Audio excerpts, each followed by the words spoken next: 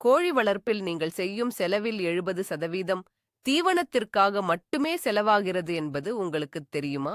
ஆனால் அந்த முழு செலவையும் உங்களால் சுழியமாக, அதாவது பூஜ்யமாக குறைக்க முடியும் என்றால் நீங்கள் நம்புவீர்களா? ஆம், நீங்கள் கேட்பது முற்றிலும் உண்மை. உங்கள் கொல்லைப்புறத்தில் வளரும் கோழிகளுக்கு ₹1 கூட செலவில்லாமல் மிகச் சிறந்த ஊட்டச்சத்து மிக்க உணவை உங்களால் கொடுக்க முடியும். இந்த வீடியோவில் இலவசமாக கோழி தீவனம் தயாரிக்கும் பல ரகசிய முறைகளை நான் உங்களுக்கு சொல்லப் போகிறேன். இது கடைகளில் விற்கப்படும் தீவனங்களை விட பல மடங்கு ஆரோக்கியமானது என்பதுதான் இதில் உள்ள மிகப்பெரிய ஆச்சரியம். விலையுயர்ந்த தீவனங்களை வாங்கினால் மட்டுமே கோழிகள் முட்டையிடும் என்று பலரும் நம்பிக்கொண்டிருக்கிறார்கள். ஆனால் அது ஒரு மாபெரும் கட்டுக்கதை. இன்றைக்கு அந்த கட்டுக்கதையை நாம் உடைக்கப் போகிறோம். வீடியோவின் இறுதியில் உங்களுக்கு ஒரு பெரிய ஆச்சரியம் காத்திருக்கிறது. எனவே வீடியோவை முழுமையாக பாருங்கள். இலவச தீவனம் என்ற இந்த யோசனை உங்களுக்கு சாத்தியம் என்று தோன்றுகிறதா, அல்லது இது கடினம் என்று நினைக்கிறீர்களா? உங்கள் கருத்துக்களை இப்போதே கமெண்டில் சொல்லுங்கள். முந்தைய காலங்களில் நமது தாத்தா பாட்டி வீட்டில் கோழிகள் வளர்த்த முறையை சற்று நினைத்துப் பாருங்கள். அவர்கள் கோழிகளுக்காக என்று தனியாக கடைகளுக்குச் சென்று மூட்டை மூட்டையாக எந்த தீவனமும் வாங்கியது கிடையாது. கோழிகள் தங்கள் வீட்டின் கொல்லைப்புறத்தில் சுற்றித் திரிந்து பூச்சிகள், புழுக்கள் மற்றும் சிந்திய தானியங்களை சாப்பிட்டு மிக ஆரோக்கியமாக வாழ்ந்தன. அவை அதிக முட்டைகளையும் கொடுத்தன. ஆனால் காலப்போக்கில் கோழி வளர்ப்பு என்பது ஒரு பெரிய வணிகமாக மாறிய பிறகு செயற்கையான தீவனங்களை வாங்குவது கட்டாயம் என்ற ஒரு மாயை உருவாக்கப்பட்டு விட்டது. இந்த செயற்கை தீவனங்கள் கோழிகளின் வளர்ச்சியை துரிதப்படுத்தலாம், ஆனால் அவற்றின் உண்மையான ஆரோக்கியத்தையும் முட்டையின் தரத்தையும் குறைத்து விடுகின்றன. இயற்கைக்கு மாறுவதுதான் இதற்கான ஒரே நிரந்தர தீர்வு. கோழிகள் இயற்கையிலேயே ஒரு சிறந்த துப்புரவுத் தொழிலாளிகள். நாம் வீணாக தூக்கி எறியும் பல பொருட்கள் அவற்றுக்கு அமிர்தம் போன்றது. இந்த பழைய மற்றும் பாரம்பரியமான முறைகளை நவீன அறிவியலோடு இணைத்து எப்படி இலவச உணவாக மாற்றுவது என்பதைதான் நாம் இப்போது ஒவ்வொன்றாக பார்க்கப் போகிறோம். கோழிகளுக்கு இலவச தீவனம் வழங்குவதில் முதல் மற்றும் மிக முக்கியமான வழிமுறையை இப்போது பார்ப்போம். இது நமது சொந்த சமையலறையிலிருந்தே தொடங்குகிறது. நீங்கள் தினமும் வீட்டில் சமைக்கும்போது ஏராளமான காய்கறி கழிவுகள் உருவாகின்றன அல்லவா? தக்காளி வெட்டப்பட்ட பகுதிகள், முட்டைக்கோஸ் இலைகள், கேரட் தோல்கள் போன்றவற்றை நாம் வழக்கமாக குப்பைத் தொட்டியில்தான் வீசுகிறோம். ஆனால் உண்மை என்னவென்றால், இந்த சாதாரண சமையலறை கழிவுகள் உங்கள் கோழிகளுக்கு ஒரு மிகச்சிறந்த ஊட்டச்சத்து மிக்க உணவாகும். இது ஒரு மிகச்சிறந்த உதாரணமாகும். பலரும் சமையலறை கழிவுகளை கோழிகளுக்கு கொடுத்தால் அவற்றுக்கு நோய் வந்துவிடும் என்று ஒரு பெரிய கட்டுக்கதையை நம்பிக்கொண்டிருக்கிறார்கள். இது முற்றிலும் தவறான ஒரு கருத்தாகும். கெட்டுப்போன அல்லது பூஞ்சை காளான் பிடித்த உணவுகளை தவிர்த்து மற்ற அனைத்து புதிய காய்கறி கழிவுகளையும் நீங்கள் தாராளமாக உங்கள் கோழிகளுக்கு கொடுக்கலாம். வெங்காயம் மற்றும் எலுமிச்சை போன்ற சில பொருட்களை மட்டும் தவிர்ப்பது நல்லது. நீங்கள் தினமும் வீசும் இந்த குப்பைகளை ஒரு சிறிய வாளியில் சேகரித்து வாருங்கள். இதற்காக நீங்கள் ₹1 கூட செலவழிக்க வேண்டிய அவசியமே இல்லை. காலையில் கோழிகளை கூண்டில் இருந்து திறந்தவுடன் இந்த காய்கறி கழிவுகளை அவற்றுக்கு முன்னால் போட்டு பாருங்கள். அவை எவ்வளவு மகிழ்ச்சியாக அவற்றை சாப்பிடுகின்றன என்பதை நீங்களே நேரில் பார்க்கலாம். இதன் மூலம் உங்கள் கோழிகளுக்கு தேவையான வைட்டமின்கள் மற்றும் தாதுக்கள் மிக எளிதாக கிடைத்து விடுகின்றன. கடைகளில் விற்கப்படும் செயற்கை தீவனங்களை விட இந்த இயற்கையான உணவு அவற்றின் ஆரோக்கியத்தை பல மடங்கு மேம்படுத்துகிறது. எனவே இனிமேல் சமையலறை கழிவுகளை குப்பையில் வீசுவதற்கு முன்பு ஒரு நிமிடம் சிந்தித்துப் பாருங்கள். இது உங்கள் கோழிகளுக்கான இலவச உணவாக மாறக்கூடும் என்பதை நினைவில் கொள்ளுங்கள். இதுவே நமது முதல் படியாகும். இரண்டாவது அற்புதமான முறை என்னவென்றால், பழைய சாதம் மற்றும் சமையலறை நீர் ஆகியவற்றை புளிக்க வைத்து கொடுப்பது ஆகும். இது பல கிராமங்களில் இன்றும் பயன்படுத்தப்படும் ஒரு பாரம்பரியமான முறையாகும்.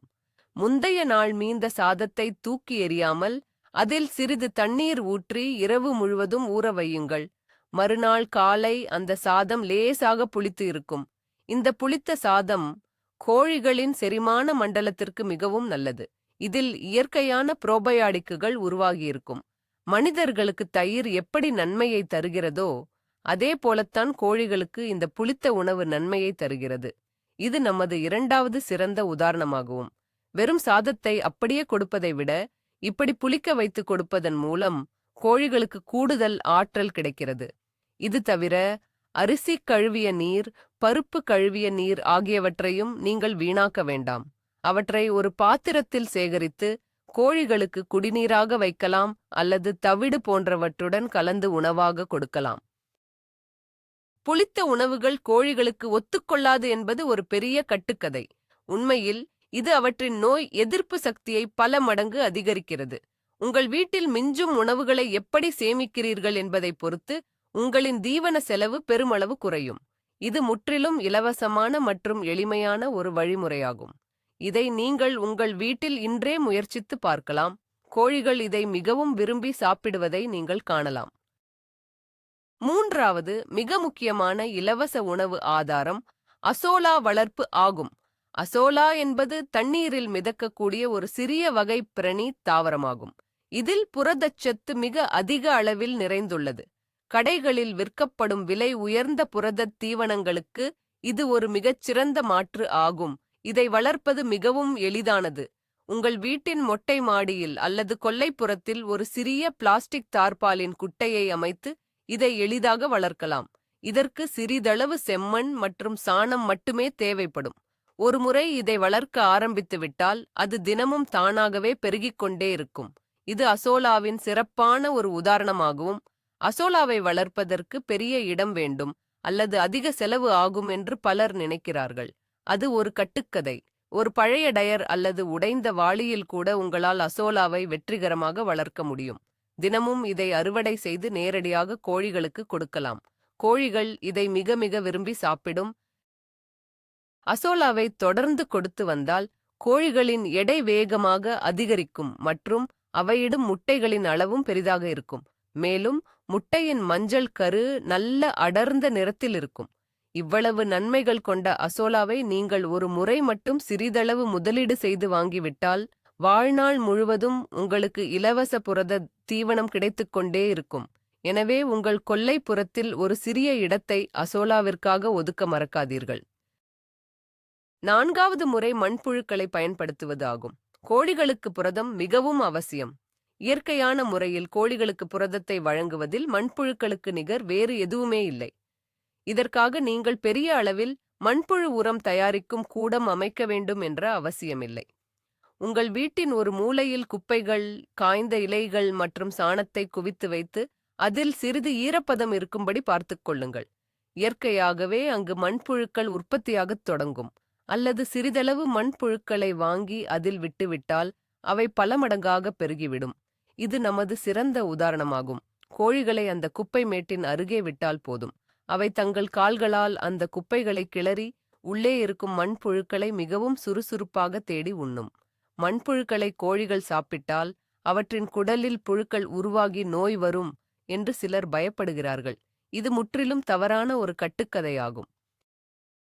மண்புழுக்கள் கோழிகளுக்கான இயற்கையான மற்றும் மிக தூய்மையான புரத ஆதாரமாகும். இது அவற்றின் தசை வளர்ச்சிக்கு மிகவும் உதவுகிறது. நீங்கள் ஒரு பக்கம் உங்கள் தோட்டத்திற்கான உரத்தையும் தயாரித்துக் கொண்டு அதே நேரத்தில் உங்கள் கோழிகளுக்கு இலவசமாக மிகச்சிறந்த உயர்தர உணவையும் கொடுக்கிறீர்கள். இது ஒரே கல்லில் 2 மாங்காய் அடிப்பது போன்றது. மண்புழுக்களை தேடி உண்ணும்போது கோழிகளுக்கு நல்ல உடற்பயிற்சியும் கிடைக்கிறது. இதனால் அவை மிகவும் சுறுசுறுப்பாகவும் ஆரோக்கியமாகவும் இருக்கும். 5வது அற்புதமான ரகசியம் கருப்பு சிப்பாய் ஈக்களின் லார்வாக்களை வளர்ப்பது ஆகும். இது ஆங்கிலத்தில் பிளாக் சோல்ஜர் ஃப்ளை என்று அழைக்கப்படுகிறது. சமீப காலமாக கோழி வளர்ப்பவர்கள் மத்தியில் இது மிகப்பெரிய புரட்சியை ஏற்படுத்தி வருகிறது. இது கேட்பதற்கு சற்று வித்தியாசமாக இருக்கலாம், ஆனால் இது மிகவும் எளிதான மற்றும் சக்தி வாய்ந்த ஒரு முறையாகும். உங்கள் வீட்டின் சமையலறை கழிவுகள், அழுகிய பழங்கள் போன்றவற்றை ஒரு மூடிய வாளியில் போட்டு அதில் சில துளைகளை மட்டும் இட்டு வெளியே வையுங்கள். இயற்கையாகவே இந்த சிப்பாய் ஈக்கள் வந்து அதில் முட்டையிடும். சில நாட்களில் அதிலிருந்து கொழு கொழுவென லார்வாக்கள் உருவாகும். இது ஒரு மிகச்சிறந்த எடுத்துக்காட்டு ஆகும். இந்த லார்வாக்களில் நம்ப முடியாத அளவுக்கு மிக அதிக அளவு புரதம் மற்றும் கொழுப்பு சத்து உள்ளது. இதை பார்த்தால் அருவருப்பாக இருக்கும், கோழிகள் சாப்பிடாது என்று நீங்கள் நினைக்கலாம். அது ஒரு பெரிய கட்டுக்கதை. கோழிகளுக்கு உலகில் மிகவும் பிடித்த உணவு இந்த லார்வாக்கள் தான். நீங்கள் இதை கூண்டிற்குள் போட்ட அடுத்த வினாடியே கோழிகள் முண்டியடித்துக் கொண்டு இதை சாப்பிடும். இதற்காக நீங்கள் ஒரு காசு கூட செலவழிக்க தேவையில்லை. நீங்கள் குப்பையில் வீசும் அழுகிய பொருட்களை இந்த லார்வாக்கள் மிகச்சிறந்த உயர்தர கோழி தீவனமாக மாற்றித் தருகின்றன. இது உங்கள் கோழிகளின் முட்டையிடும் திறனை அபரிமிதமாக அதிகரிக்கும். வணிக ரீதியான தீவனங்களை வாங்குவதை விட இந்த லார்வாக்களை வளர்ப்பது 100% இலவசமானது மற்றும் மிகவும் பயனுள்ளது.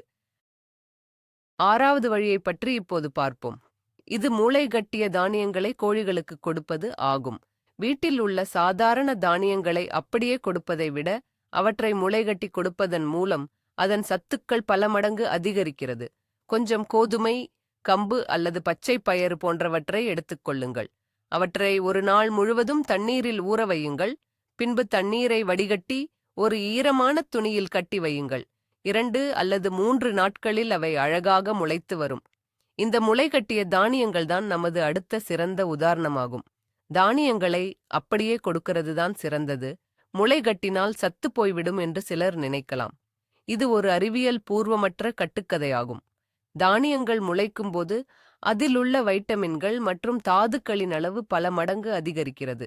மேலும் இது கோழிகளுக்கு எளிதில் செரிமானமாகக்கூடிய வகையிலும் மாறிவிடுகிறது. 1 கிலோ தானியத்தை நீங்கள் முளைகட்டினால் அதன் எடை மற்றும் அளவு கணிசமாக அதிகரிக்கும். இதனால் குறைந்த அளவு தானியத்தைக் கொண்டு அதிக கோழிகளுக்கு உங்களால் உணவளிக்க முடியும். இது தீவனச் செலவை பெருமளவு குறைக்கிறது. இது தவிர முளை கட்டிய தானியங்களில் உள்ள நீர்ச்சத்து கோழிகளின் உடலை குளிர்ச்சியாக வைத்திருக்க உதவுகிறது. இதை தயாரிப்பதற்கு எந்த விதமான நவீன இயந்திரங்களும் தேவையில்லை. உங்கள் வீட்டில் உள்ள சாதாரண பாத்திரங்களை வைத்தே இதை நீங்கள் எளிதாக செய்துவிட முடியும்.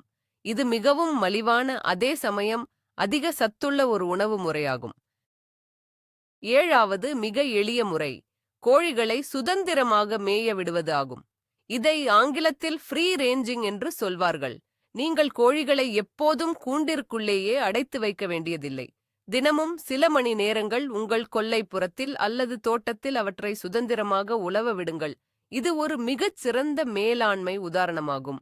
இப்படி செய்வதன் மூலம் கோழிகள் தங்கள் உணவில் பாதியை தாங்களே தேடிக்கொள்கின்றன. அவை தரையை கிளறி புற்கள், சிறிய விதைகள், பூச்சிகள் மற்றும் எறும்புகளை தாங்களே தேடிச் சாப்பிடும். திறந்த வெளியில் விட்டால் கோழிகளுக்கு நோய் வந்துவிடும் என்று கூண்டிற்குள்ளேயே அடைத்து வளர்ப்பது ஒரு தவறான கட்டுக்கதையாகும். உண்மையில் சூரிய ஒளியில் சுதந்திரமாக சுற்றித் திரியும் கோழிகள்தான் மிக அதிக நோய் எதிர்ப்பு சக்தியுடன் ஆரோக்கியமாக வாழ்கின்றன. தரையில் வளரும் பல்வேறு வகையான சின்ன சின்ன செடிகள் அவற்றின் ஆரோக்கியத்திற்கு மிக முக்கியமான மூலிகைகளாக செயல்படுகின்றன. இது மட்டுமல்லாமல் உங்கள் தோட்டத்தில் உள்ள தேவையற்ற களைகளை கட்டுப்படுத்தவும் கோழிகள் உதவுகின்றன. அவை புற்களை கொத்தி தின்பதால் நீங்கள் தனியாக களை எடுக்க வேண்டிய அவசியமே இருக்காது. இதற்காக உங்களுக்கு எந்த செலவும் இல்லை. மாலை நேரத்தில் அவை மீண்டும் கூண்டிற்கு திரும்பும் போது அவற்றின் வயிறு பாதியளவுக்கு இந்த இயற்கையான இலவச உணவால் நிரம்பியிருக்கும். இதனால் நீங்கள் அவற்றுக்கு அளிக்க வேண்டிய தீவனத்தின் அளவு பாதியாக குறைந்துவிடும். இது தீவன செலவை சேமிப்பதற்கான மிகச்சிறந்த மற்றும் இயற்கையான ஒரு வழியாகும். 8வது முறை தோட்டத்தில் உள்ள களைகள் மற்றும் பசுமையான இலைகளை பயன்படுத்துவது ஆகும். நீங்கள் உங்கள் வீட்டுத் தோட்டத்தை சுத்தம் செய்யும்போது பலவிதமான களை செடிகளை பிடுங்கி எறிவீர்கள் அல்லவா? அதை இனிமேல் குப்பையில் போடாதீர்கள். அருகம்புல், குப்பைமேனி இலை, முருங்கை இலை போன்ற பல தாவரங்கள் கோழிகளுக்கு மிகச்சிறந்த உணவாகும். இதை நீங்கள் சிறியதாக நறுக்கி கோழிகளுக்கு கொடுக்கலாம். இது இலை தழைகளை உணவாக அளிப்பதற்கான ஒரு சிறந்த உதாரணம். கோழிகள் வெறும் தானியங்களை மட்டுமே சாப்பிடும் என்று நினைப்பது ஒரு மிகப்பெரிய கட்டுக்கதை. கோழிகளுக்கு பசுமையான தீவனங்கள் மிகவும் அவசியமான ஒன்றாகும். இந்த பச்சை இலைகளில் உள்ள குரோட்டின் என்னும் சத்துதான் முட்டையின் மஞ்சள் கருவை மிக அடர்ந்த நிறமாக மாற்றுகிறது. நீங்கள் வேப்பிலையை கூட சிறிதளவு நறுக்கி அவற்றுக்கு கொடுக்கலாம். இது கோழிகளின் வயிற்றில் உள்ள தேவையற்ற புழுக்களை அழிக்கும் ஒரு இயற்கையான மருந்தாக செயல்படுகிறது. மேலும் முருங்கை இலையில் இரும்புச்சத்து மற்றும் கால்சியம் மிக அதிகமாக உள்ளது. இதற்காக நீங்கள் எங்கும் அலைய வேண்டியதில்லை. உங்கள் வீட்டைச் சுற்றியே இந்த இலைகள் அனைத்தும் இலவசமாக கிடைக்கின்றன. தினமும் ஒரு கைப்பிடி அளவு பல்வேறு வகையான இலைகளை உங்கள் கோழிகளுக்கு கொடுப்பதை ஒரு வழக்கமாக மாற்றிக்கொள்ளுங்கள். இது அவற்றின் செரிமானத்தை சீராக்குவதுடன் உடலுக்குத் தேவையான அனைத்து நுண்ணூட்டச் சத்துக்களையும் இலவசமாக வழங்கிவிடுகிறது. 9வது மிக முக்கியமான ஒரு ரகசியத்தை இப்போது பார்க்கலாம். முட்டையிடும் கோழிகளுக்கு கால்சியம் சத்து மிக மிக அவசியம். அதற்காக கடைகளில் விலையுயர்ந்த கால்சியம் சப்ளிமெண்ட்டுகளை வாங்க வேண்டிய அவசியமே இல்லை. நீங்கள் உங்கள் வீட்டில் பயன்படுத்திய முட்டை ஓடுகளை ஒருபோதும் தூக்கி எறியாதீர்கள். அந்த முட்டை ஓடுகளை நன்றாக கழுவி வெயிலில் காய வைத்து பின்பு அவற்றை நொறுக்கி பொடியாக ஆக்கிக் கொள்ளுங்கள். இதுதான் உங்களின் இலவச கால்சியம் பவுடர். இது ஒரு அற்புதமான உதாரணமாகும். கோழிகளுக்கு முட்டை ஓட்டை கொடுத்தால் அவை முட்டைகளை கொத்தி குடிக்க பழகிவிடும் என்று பலரும் சொல்வதுண்டு. ஆனால் அது ஒரு கட்டுக்கதை. நீங்கள் ஓடுகளை நன்றாக காய வைத்து பொடியாக மாற்றி மற்ற உணவுகளோடு கலந்து கொடுக்கும்போது கோழிகளால் அதை முட்டை என்று அடையாளம் காண முடியாது. இதை சாப்பிடுவதன் மூலம் கோழிகளுக்குத் தேவையான 100% கால்சியம் கிடைத்து விடுகிறது. இது தவிர உங்கள் ஊரில் உள்ள பேக்கரிகளுக்குச் சென்று அங்கு வீணாகும் முட்டை ஓடுகளை நீங்கள் இலவசமாகவே கேட்டு வாங்கி வரலாம். அவர்கள் அதை எப்படியும் குப்பையில்தான் கொட்டப் போகிறார்கள். அதை நீங்கள் சேகரித்து வந்து பொடியாக்கி உங்கள் கோழிகளுக்கு கொடுக்கலாம். இது கோழிகள் இடும் முட்டைகளின் ஓட்டை மிகவும் கடினமானதாக மாற்றுகிறது. இதன் மூலம் மெலிதான ஓடுடைய முட்டைகள் இடுவதை முற்றிலுமாக தவிர்க்க முடியும். இது ஒரு காசு கூட செலவில்லாத ஆனால் மிக அதிக பலன் தரக்கூடிய ஒரு வழிமுறையாகும். 10வது ஆச்சரியமான இலவச உணவு ஆதாரம் இறைச்சி கடைகளில் இருந்து கிடைக்கும் கழிவுகளாகும். இது கேட்பதற்கு ஆச்சரியமாக இருந்தாலும் இது ஒரு மிகச் சிறந்த புரத உணவு. உங்கள் பகுதிக்கு அருகில் உள்ள கோழிக்கறி அல்லது மீன் கடைகளுக்குச் சென்றால் அங்கு மீன் செதில்கள் குடல் போன்ற கழிவுகள் பல வீணாக கிடப்பதை பார்க்கலாம். அவர்களிடம் கேட்டால் அவர்கள் அதை உங்களுக்கு இலவசமாகவே கொடுப்பார்கள். அதை அப்படியே கொண்டு வந்து கோழிகளுக்கு கொடுக்கக்கூடாது. அந்த கழிவுகளை நன்றாக சுத்தம் செய்து ஒரு பாத்திரத்தில் போட்டு நன்கு கொதிக்க வைத்து வேக வைக்க வேண்டும். இது பாதுகாப்பான உணவளித்தலுக்கு ஒரு சிறந்த உதாரணமாகும். இறைச்சிக் கழிவுகளை கொடுத்தால் கோழிகளுக்கு வெறி பிடித்துவிடும் அல்லது கறி வாசனை வரும் என்று நினைப்பது முற்றிலும் ஒரு கட்டுக்கதை. நன்கு வேக வைக்கப்பட்ட இந்த கழிவுகளை சிறிய துண்டுகளாக நறுக்கி கோழிகளுக்கு கொடுக்கும்போது அவை மிக வேகமாக எடை அதிகரிக்கும். இது 100% தூய்மையான விலங்கு புரதமாகும். முட்டையிடும் கோழிகளுக்கு இந்த புரதம் மிக அதிக ஆற்றலை அளிக்கிறது. வாரம் ஒரு முறை அல்லது 2 முறை மட்டும் இதை நீங்கள் ஒரு துணை உணவாக கொடுக்கலாம். இதை தயாரிப்பதற்கு உங்களுக்கு சிறிது நேரம் மட்டுமே செலவாகும். ஆனால் இதன் மூலம் உங்களுக்கு கிடைக்கும் பலன் என்பது மிக மிக அதிகம். இந்த முறையை பின்பற்றுவதன் மூலம் விலையுயர்ந்த கடலை, புண்ணாக்கு அல்லது சோயா போன்றவற்றை நீங்கள் வாங்க வேண்டிய அவசியமே இருக்காது. 11வது முறை டக்வீட் வளர்ப்பு மற்றும் சேகரிப்பு ஆகும். டக்வீட் என்பது அசோலாவை போன்றே தண்ணீர் பரப்பின் மீது மிதந்து வளரக்கூடிய ஒரு சிறிய தாவரமாகும். உங்கள் ஊரில் உள்ள குளங்கள், ஏரிகள் அல்லது தண்ணீர் தேங்கி நிற்கும் குட்டைகளில் பச்சை நிறத்தில் ஒரு போர்வை போர்த்தியது போல மிதந்து கொண்டிருப்பதை நீங்கள் பார்த்திருக்கலாம். அதுதான் டக்வீட்.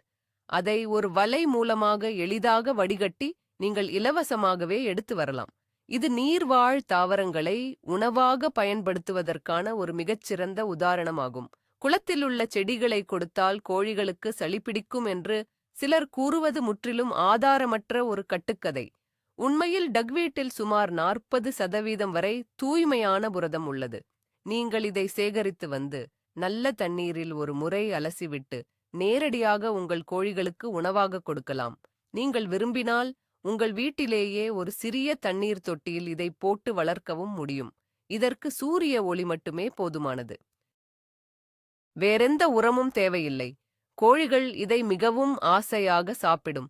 குறிப்பாக கோடை காலங்களில் கோழிகளின் உடல் சூட்டை தணிக்க இந்த டக்வீட் மிகவும் உதவியாக இருக்கும். இதை இலவசமாக சேகரிப்பதன் மூலம் உங்கள் மாதாந்திர தீவன செலவில் ஒரு மிகப்பெரிய தொகையை உங்களால் மிக எளிதாக சேமிக்க முடியும். 12வது முறை நமது பாரம்பரியமான கரையான் உற்பத்தி முறையாகும்.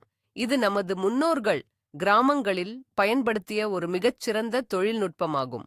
ஒரு பழைய மண்பானையை எடுத்துக் கொள்ளுங்கள். அதற்குள் பழைய காய்ந்த துணிகள், காய்ந்த மாட்டுச்சாணம் மற்றும் சில காய்ந்த குச்சிகளை அடைத்து வையுங்கள்.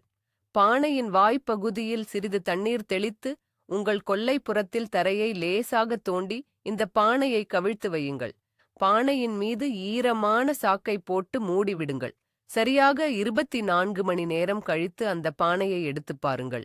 உள்ளே ஆயிரக்கணக்கான கரையான்கள் உற்பத்தியாகியிருக்கும். இது பாரம்பரிய அறிவுக்கு ஒரு மிகச் சிறந்த எடுத்துக்காட்டு ஆகும். கரையான்கள் கோழிகளுக்கு கேடு விளைவிக்கும் என்று நினைப்பது ஒரு தவறான கட்டுக்கதை. கரையான்கள் கோழிகளுக்கு மிகச்சிறந்த நேரடி புரத ஆதாரமாகும். பானையை கோழிகளுக்கு நடுவில் கொண்டு சென்று தட்டினால் போதும், கோழிகள் மிக வேகமாக வந்து அந்த கரையான்களை கொத்தித் தின்பதை நீங்கள் பார்க்கலாம். இதற்காக நீங்கள் ₹1 கூட செலவு செய்ய வேண்டியதில்லை. உங்களிடம் உள்ள பழைய பொருட்களை வைத்தே தினமும் இதை உங்களால் தயார் செய்ய முடியும். கோழிக் குஞ்சுகளின் அதிவேக வளர்ச்சிக்கு இந்த கரையான்கள் பெருமளவு உதவுகின்றன. இந்த எளிய மற்றும் முற்றிலும் இலவசமான முறையை நீங்கள் தினமும் தொடர்ந்து செய்து வரலாம். இது உங்கள் கோழிகளுக்கு மிகவும் பிடித்தமான ஒரு உணவாக மாறிவிடும். 13வது வழிமுறை, உங்கள் பகுதியில் உள்ள பழச்சாறு கடைகளில் வீணாகும் கழிவுகளை பயன்படுத்துவது ஆகும்.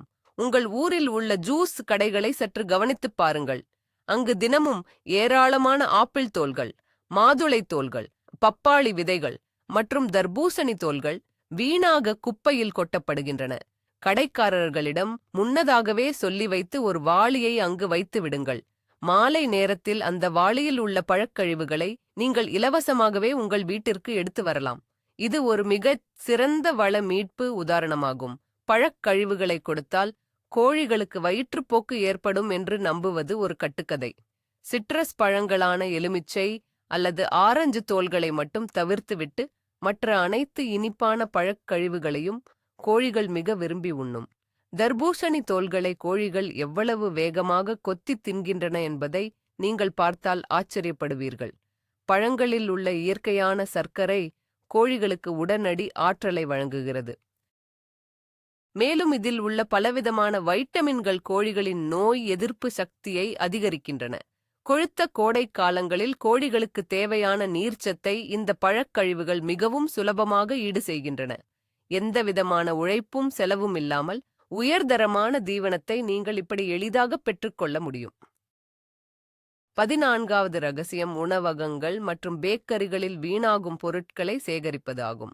உங்கள் வீட்டின் அருகே உள்ள சிறிய ஹோட்டல்கள் அல்லது பேக்கரிகளில் தினமும் மீந்து போகும் ரொட்டித் துண்டுகள், பன் மற்றும் முட்டைக்கோஸ் போன்ற காய்கறி கழிவுகள் அதிக அளவில் கிடைக்கும். இவை வழக்கமாக குப்பை வண்டிகளுக்குத்தான் செல்கின்றன. நீங்கள் அவர்களிடம் கேட்டு இவற்றை இலவசமாகவே பெற்றுக்கொள்ளலாம். இது உணவு வீணாவதை தடுப்பதற்கான ஒரு சிறந்த உதாரணமாகும். ஹோட்டல் சாப்பாடு கோழிகளுக்கு விஷமாகிவிடும் என்பது ஒரு மாபெரும் கட்டுக்கதையாகும். அதிக காரம் மற்றும் அதிக எண்ணெய் உள்ள உணவுகளை மட்டும் சற்று தவிர்ப்பது நல்லது. மற்றபடி மீந்து போன சப்பாத்தி, பரோட்டா, ரொட்டித் துண்டுகளை சிறியதாக பீத்துப் போட்டு கோழிகளுக்கு தாராளமாக கொடுக்கலாம். இந்த ரொட்டித் துண்டுகளில் உள்ள கார்போஹைட்ரேட் கோழிகளின் உடல் எடையை சீராக பராமரிக்க உதவுகிறது. நீங்கள் இதை அப்படியே கொடுப்பதற்கு பதிலாக சிறிது தண்ணீரில் ஊற வைத்தோ அல்லது நாம் முன்பு பார்த்த காய்கறி கழிவுகளோடு கலந்தோ கொடுக்கும்போது அதன் சுவையும் சத்தும் அதிகரிக்கிறது. இதனால் உங்கள் தீவன செலவு பெருமளவு மிச்சமாகிறது. சமூகத்தில் வீணாகும் ஒரு பொருளை நீங்கள் உங்கள் கோழிகளுக்கான ஒரு மதிப்புமிக்க வளமாக மாற்றுவதுதான் இதில் உள்ள மிகப்பெரிய சிறப்பம்சமாகும்.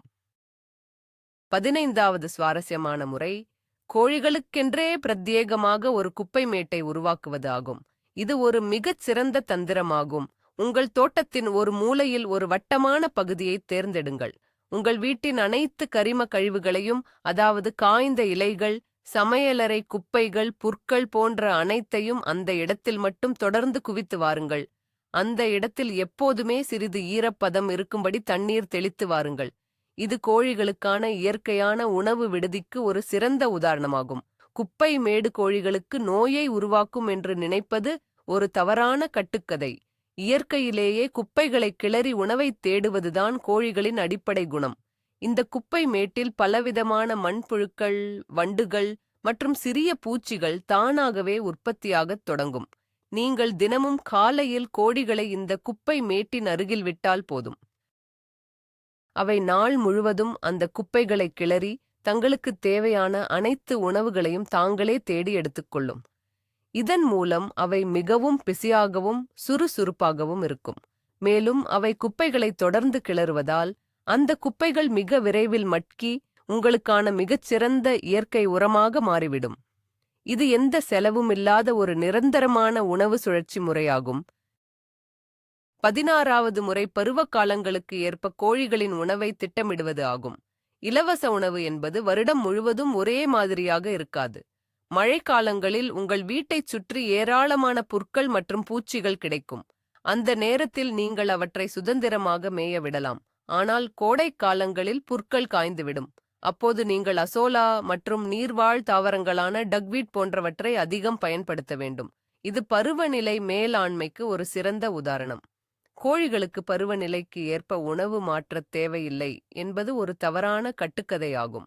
காலநிலைக்கு ஏற்ப அவற்றின் உணவுத் தேவையும் மாறுபடும். மழைக்காலத்தில் கரையான்கள் உற்பத்தி மிகச் சிறப்பாக இருக்கும்.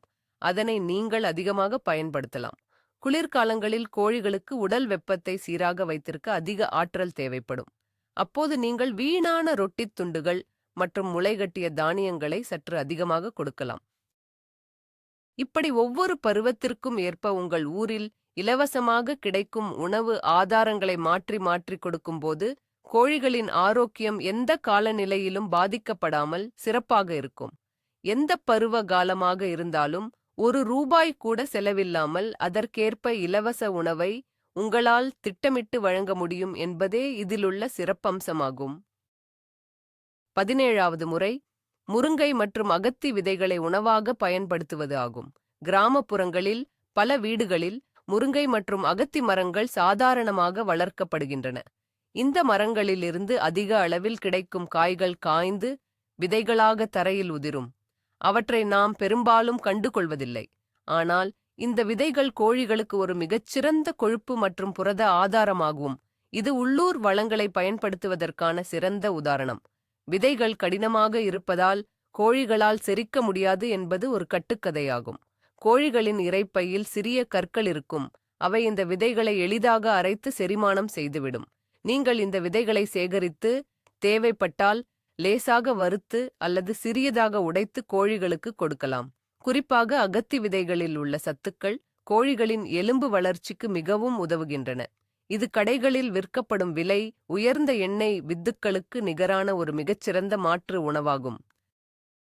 உங்கள் தோட்டத்திலுள்ள மரங்களில் இருந்து கிடைக்கும் இந்த இலவச விதைகளை சேகரித்து வைப்பதன் மூலம் மழைக்காலங்களில் கோழிகள் வெளியே செல்ல முடியாத போது வீடுகளுக்கு உள்ளேயே வைத்து அவற்றுக்கு சிறந்த உணவை அளிக்க முடியும். இது ஒரு நீண்ட கால சேமிப்பு திட்டமாகும். 18வது முறை உணவுப் பொருட்களை சேமித்து வைக்கும் கலையாகவும் இலவசமாக கிடைக்கும் உணவுகளை அந்தந்த நாட்களிலேயே கொடுத்துவிட வேண்டும் என்ற அவசியமில்லை. சில நேரங்களில் உங்களுக்கு காய்கறி கழிவுகளோ அல்லது பழக்கழிவுகளோ மிக அதிக அளவில் ஒட்டுமொத்தமாக கிடைக்கலாம். அவற்றை வீணாக்காமல் வெயிலில் நன்றாக காய வைத்து சேமிப்பது ஒரு சிறந்த உத்தியாகும். இது உணவு பாதுகாப்புக்கான மிகச்சிறந்த உதாரணமாகும். காய வைத்தால் உணவின் சத்துக்கள் முழுமையாக போய்விடும் என்பது ஒரு கட்டுக்கதையாகும். ஈரப்பதம் நீங்குவதால்தான் அவை கெட்டுப்போகாமல் பல மாதங்களுக்கு பாதுகாப்பாக இருக்கின்றன. முட்டைக்கோஸ் இலைகள், தர்பூசணி தோல்கள் மற்றும் முருங்கை இலைகளை நன்கு காய வைத்து ஒரு பிளாஸ்டிக் பையில் காற்று புகாமல் கட்டி வைத்துக் கொள்ளுங்கள். கோடைக்காலம் அல்லது தொடர்ந்து மழை பெய்யும் காலங்களில் வெளியில் சென்று இலவச உணவை தேட முடியாத சூழ்நிலை ஏற்படும். அந்த இக்கட்டான சமயங்களில் நீங்கள் காய வைத்து சேமித்து வைத்துள்ள இந்த உணவுகளை லேசாக தண்ணீரில் ஊற வைத்து உங்கள் கோழிகளுக்கு கொடுக்கலாம். இது கோழிகளுக்கு மிகவும் பிடிக்கும். இப்படி நீங்கள் முன்கூட்டியே திட்டமிட்டு இலவச உணவுகளை சேமிப்பதன் மூலம் வருடம் முழுவதும் ஒரு நாளுக்கு கூட நீங்கள் கடைகளுக்குச் சென்று விலை உயர்ந்த தீவனங்களை வாங்க வேண்டிய அவசியமே ஏற்படாது. 19வது மிக முக்கியமான உத்தி இந்த இலவச உணவு ஆதாரங்களை சரியாக கலந்து கொடுப்பது ஆகும். நாம் இதுவரை பார்த்த அனைத்து இலவச உணவுகளையும் அப்படியே தனித்தனியாக கொடுப்பதை விட அவற்றை ஒன்றாக கலந்து கொடுப்பதுதான் முழுமையான பலனைத் தரும். ஒரு நாள் வெறும் அசோலாவை மட்டும் அல்லது இன்னொரு நாள் வெறும் காய்கறி கழிவுகளை மட்டும் கொடுப்பது சரியான முறை அல்ல. இது சரிவிகித உணவிற்கான ஒரு மிகச்சிறந்த உதாரணம். கடைகளில் விற்கும் தீவனங்களில் மட்டுமே சரிவிகித சத்துக்கள் இருக்கும் என்பது ஒரு பெரிய கட்டுக்கதையாகும். நீங்கள் தயாரிக்கும் இலவச உணவே அதைவிட சிறந்தது.